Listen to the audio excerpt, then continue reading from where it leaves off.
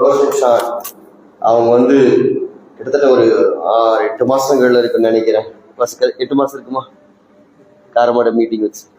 Okay, 8 மாதங்கள் தான் ஆச்சுன்னு நினைக்கிறேன். அந்த அளவுக்கு தான் பாஸ்டர் அவர்கள் மிக நெருங்கி பழக்கம். ரொம்ப நல்ல ஒரு ஆவிக்குரிய தேவ மனுஷன். இந்த நாளில ஒரு சின்ன வயது தான், நல்ல உற்சாகமாய் ஊழியத்தை செய்து கொண்டு வருகிறார்.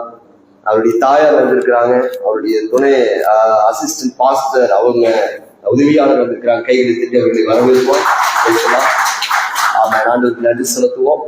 அதே மாதிரி பாஸ்டர் உங்களுக்கு ஒரு 2 மாசங்கள் தான் ஆச்சு குழந்தை பிறந்து இல்லைங்களா? 3 மாசம் ஆச்சுங்களா?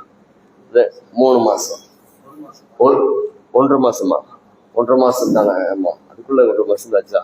3 மாசம் தரிசிச்சு ஆண் குழந்தையை கர்த்தர் கொடுத்திருக்கிறார். அல்லேலூயா. ஆமா, கர்த்தருக்கு மகிமை உண்டாவதாக. மிக சந்தோஷம். இந்த இடத்துல முதலாய் வந்திருக்கிறாங்க.